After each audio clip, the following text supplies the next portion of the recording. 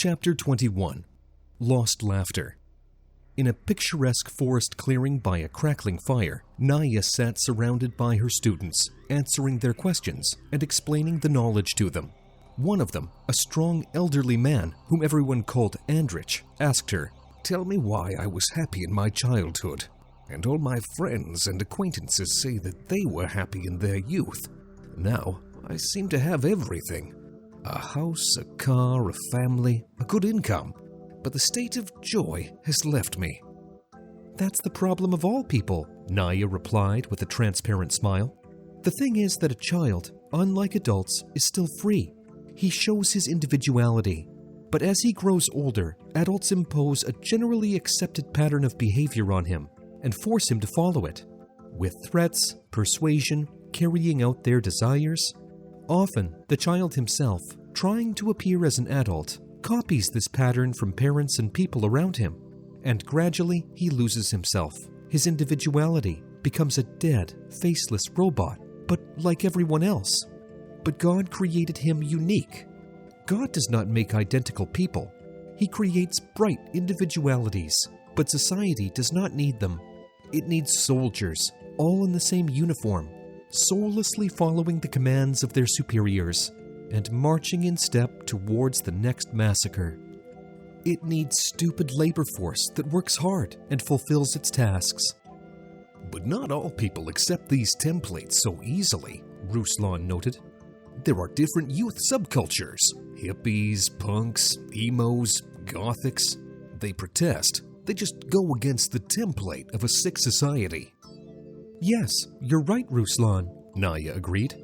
"When a child's mind begins to form, he sees the ugliness of society, its lies, its falsity and mechanics, its lifelessness.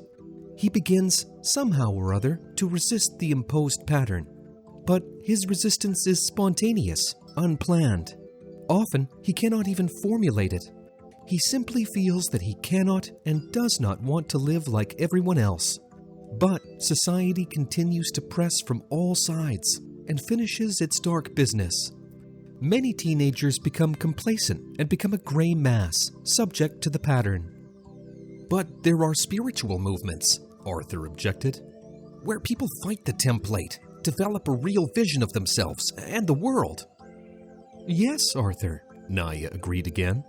"There are such movements, which the proponents of the system have now labeled as sects and are actively fighting against them.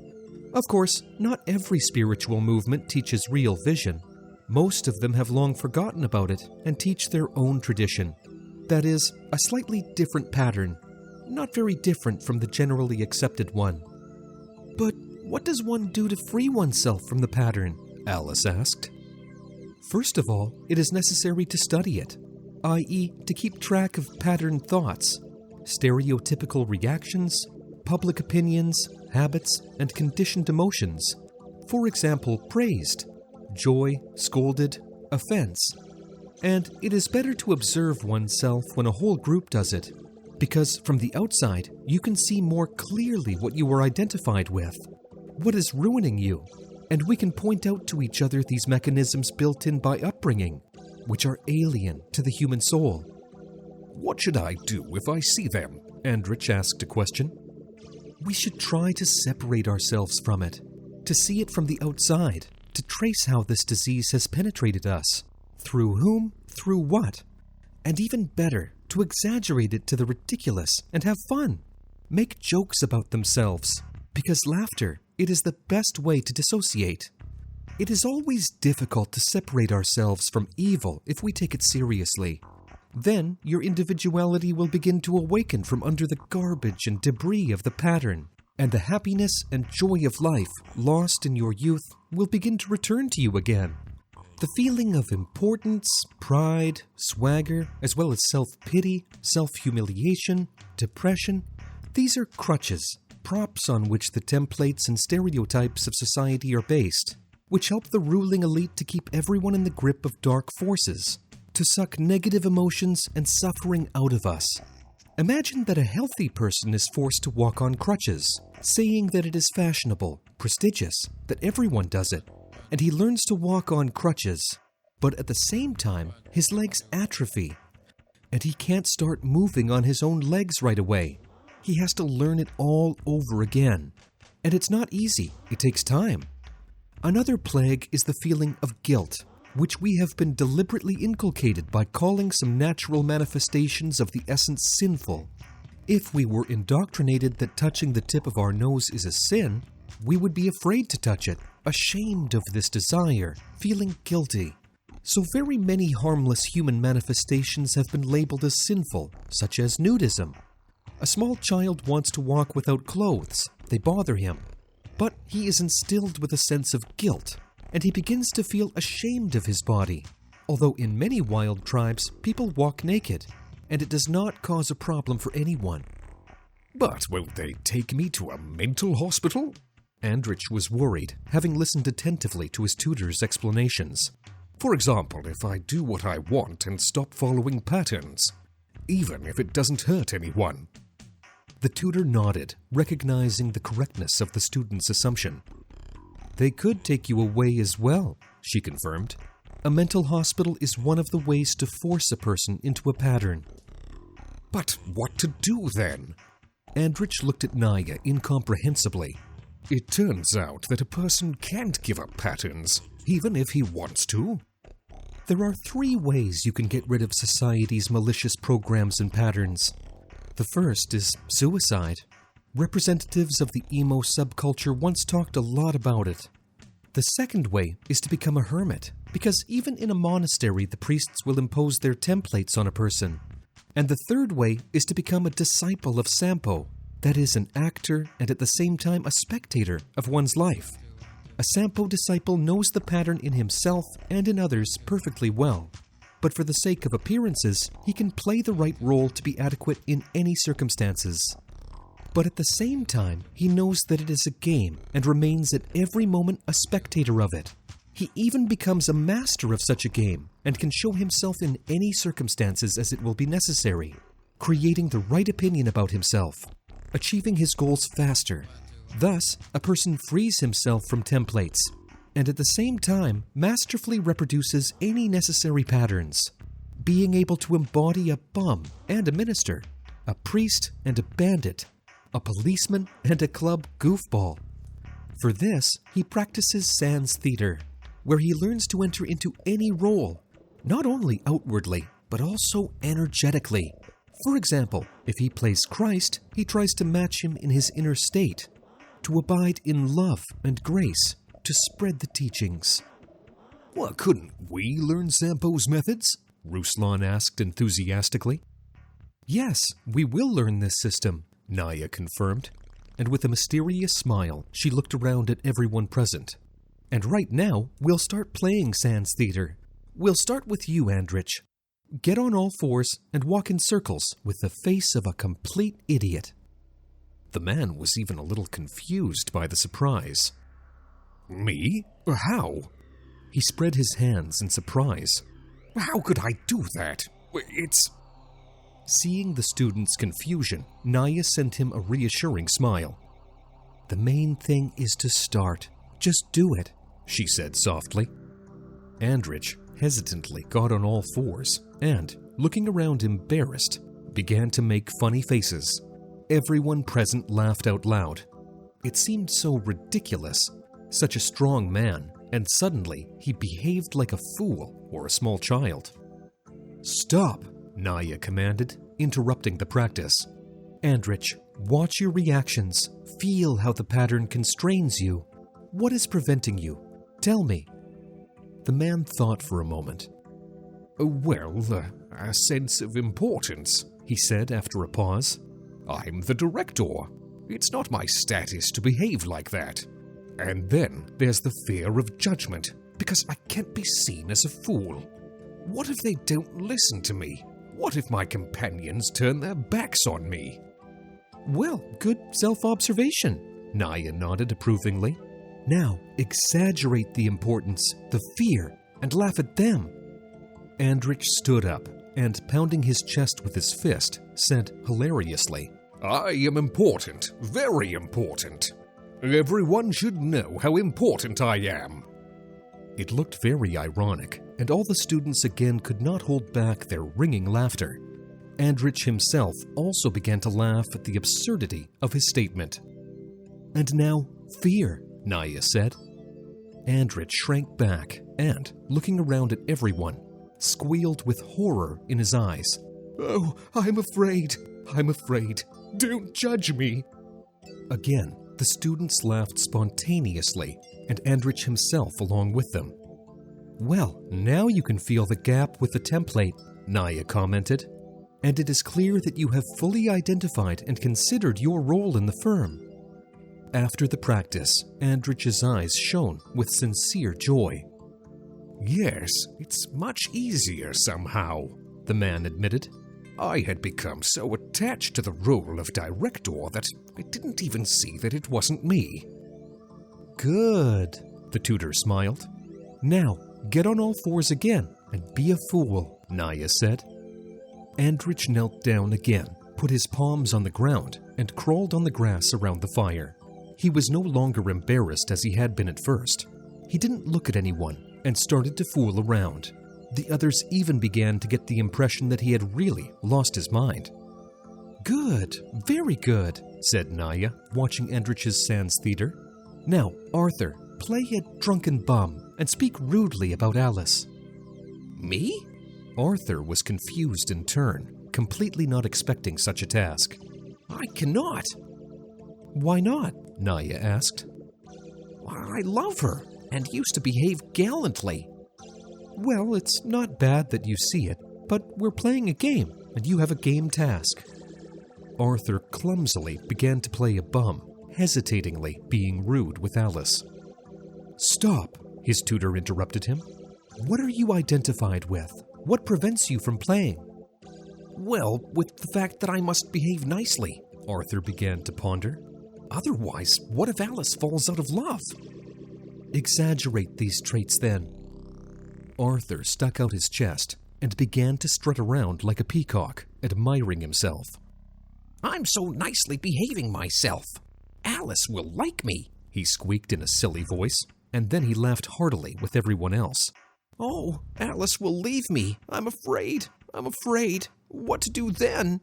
He frightenedly rushed around, exaggerating his own fear. "Well, what? Did it get easier?" Naya asked. "Yes, I could not even think that it was just a role. I couldn't separate myself from it." Amazed, he exclaimed. "Now, play a bum." Arthur got into the right character more smoothly and confidently. He began to stagger, spit on the ground, blow his nose, and then swore foul at Alice. It all looked quite natural, though there was still a certain lack of integrity. "Well, that's enough for a start." Naya nodded approvingly. "Go on, give her a hug. You love each other, and that's good. But you still need to see everything that's going on inside. All the processes, fears, identifications. Now, Alice, it's your turn.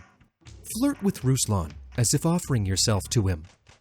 Alice looked hesitant at Arthur, then shifted her gaze to Ruslan. It was obvious that she wasn't ready for this game. "Stop," Naya commanded. "What's stopping you?" "Well, I'm thinking about how Arthur will react," she said. "If he gets hurt or jealous and starts fighting." "Exaggerate it." Alice showed her fear. "Oh, what will he think? What will he say?" the girl whispered, wrapping her arms around her head. "After all, I am so faithful, good, and he will not understand and condemn. It's awful." She was relieved, and everyone laughed. "And now, play," said Naya. Alice began to be mannerly and flirtatious with Ruslan, fixing her hair or flashing her eyes or raising her miniskirt higher. "Not bad," Naya praised the girl, "but it still looks like you're doing it formally. Add sincere feelings, sexual energy." "But it's hard for me," Alice admitted.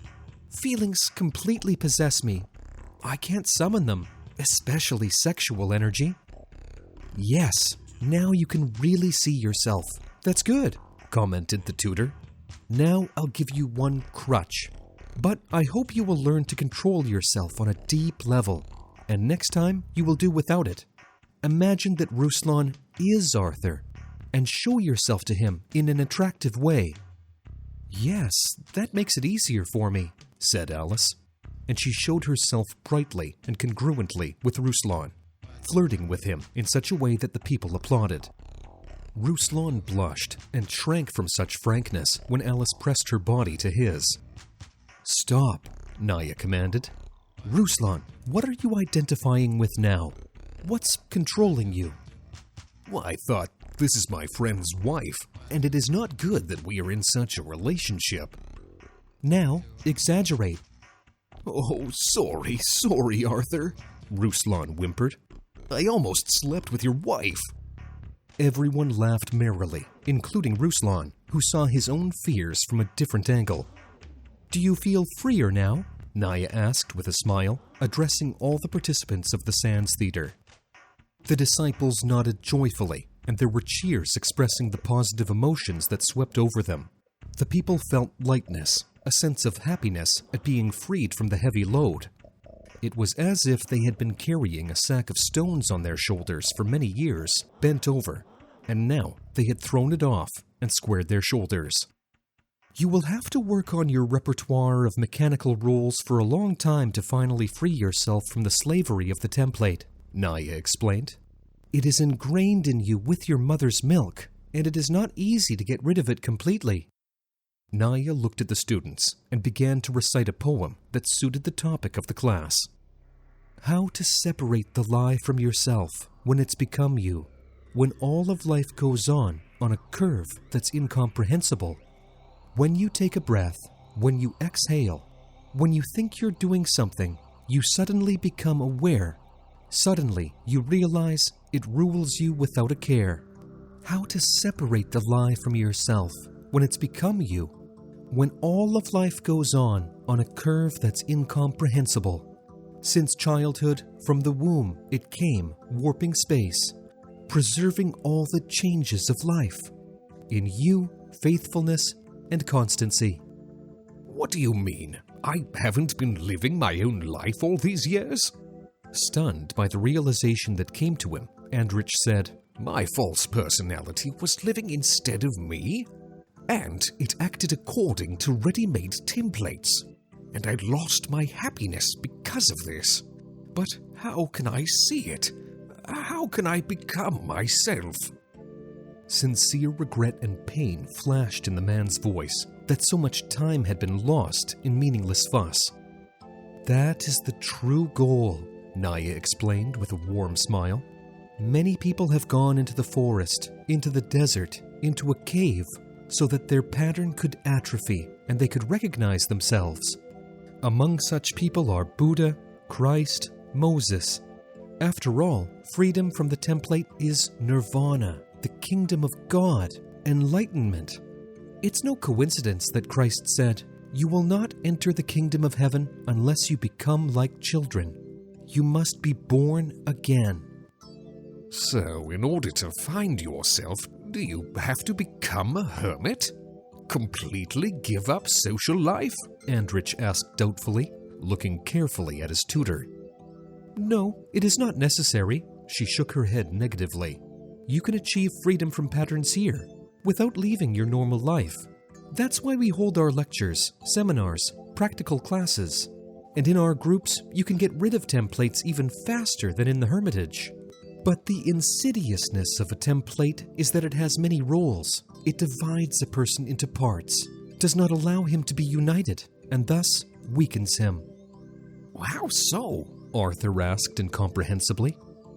For example, you have the role of a husband, which you play when you are with Alice, the role of son, which you play with your parents, the role of university student, friend of Ruslan, victim of enemies, rival, and there are so many more different roles. And there is one part that appears here in our group and wants to develop spiritually. But when your parents come here, for example, you can switch to the role of a son and completely forget that you have fallen under the power of the template again. And you will identify with the role of a son until Ruslan comes and reminds you that we have to watch ourselves to get rid of the influence of templates. And then you'll remember your decision and start observing the role of the son. And once you observe it from the outside, you're free of it. That's what a group is for people to help each other learn about themselves and fight the pattern. It is even funnier when a person sits alone and remembers, say, his enemy, and enters the role of a victim or a rival. And he starts mentally talking to his enemy, sometimes even speaking aloud and gesticulating, being completely in the power of imagination, even forgetting that he is actually alone. So the first thing to do in Sans Theater is to make a repertoire of your roles and start studying them. And then, not to let them take over, but to step back and try to control them. It's especially important to control your roles that involve negative emotions. They are the worst, as they destroy our lives and lead to mental and physical illnesses. So, where did the roles come from? Alice asked. They were created as a result of adaptation to a certain social environment. School, family, work, friends. Of course, a person must play a role adequate to the environment. But at the same time, he must remember that it is only a game. He should observe himself and his reactions, study himself. And the group should help in this, remind when a person forgets. Did you hear that? Ruslan said rudely, turning to Arthur. Now, I'm gonna wake you up. Get ready. You won't relax like before. Yes, but you're no better, replied Arthur. You sleep and don't remember yourself. I won't let you live in peace either. Wait, Naya interrupted. You have to treat it compassionately, trying to help. And a person must be grateful for such help. Otherwise, the result will be excuses, lies, and a desire to hide oneself from others, to preserve one's tyrant, one's roles. This requires understanding and determination to work seriously for one's liberation. We have all been shaped by the coincidence of circumstances and other people's desires. And now, if we want happiness and joy and freedom, we need to realize that and cherish the group in which it is only possible to free ourselves from everything alien, superfluous, which makes us suffer and live someone else's life. When you make a repertoire of your roles, we will play out here the scenes peculiar to these roles. Say how you interact with teachers, superiors, friends, so that you can better see the whole mechanism and learn to manage it. At work, when I interact with my superiors, I appear like a rabbit in front of a beast constrictor, Alyssa admitted. I feel paralyzed. I can't fully demonstrate my professional skills. Very well, let's try to practice it, Naya suggested. Imagine that Andrich is your boss, and start to show yourself freely, speaking boldly about your suggestions and what you think you need to change to make the work better. Alice tried it, but even in the game situation, she felt her stiffness, uncertainty, shyness in front of the boss, which was fixed in the corresponding pattern of behavior. Now, exaggerate your stiffness, said Naya. Alice squirmed and began to repeat. Oh, I'm afraid. I'm afraid that I'll say something wrong, and the boss will scold me, condemn me, say that I'm stupid. Oh, how scary it is. Alice's exaggeration was very funny, which caused another wave of laughter among the students. The girl herself couldn't stand it and started laughing, seeing the absurdity of her fears. You see, it's funny, Naya commented with a smile. Now, get angry at your stiffness and say, I won't let you get in my way anymore. Imagine your stiffness as an image, as if it were standing right in front of you, and hit it as hard as you can. Alice thought for a moment, and then began to strike fiercely into space, as if she really was facing her stiffness, preventing it from manifesting properly. That's good, Naya commented on Alice's actions. Now, try again. And you, Andrich, adjust your mood sternly. Condemn and disagree. In a more active fighting state, Alice began to interact with Andrich, and managed not to give up when he reprimanded her. She showed grit, determination, and was able to withstand her superior's harsh rebuke. Fine, Naya nodded approvingly. Now, add a little charm, femininity, so you don't have to be so rigid. Be sly, ask, sympathize, if it's appropriate. They tried to interact again, and now Alice was more harmonious. She did not push head-on, but showed her inherent softness and flexibility. But at the same time, she continued to express her opinion openly, and finally managed to convince the boss that her proposal would help improve the work. I would appreciate such an employee, Andrich said at the end. Well, you see, Naya summarized, this is how you can adjust all roles, all relationships, so that they bring success and benefit.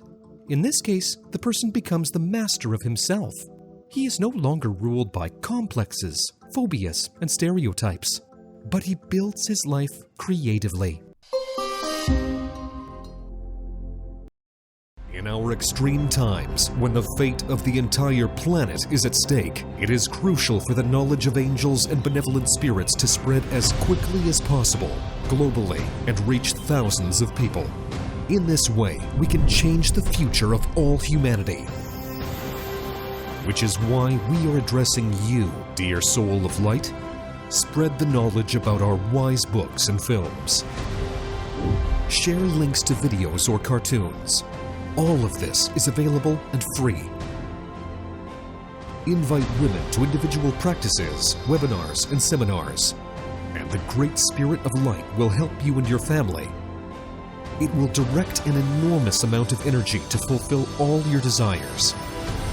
Benevolent spirits and angels will assist you and your loved ones in all matters. A thread of light and love extends from your heart to the hearts of thirsty women, and the creation of good and the dissemination of enlightened knowledge throughout the world begins. Become part of the mission of light. Help people, and God will help you.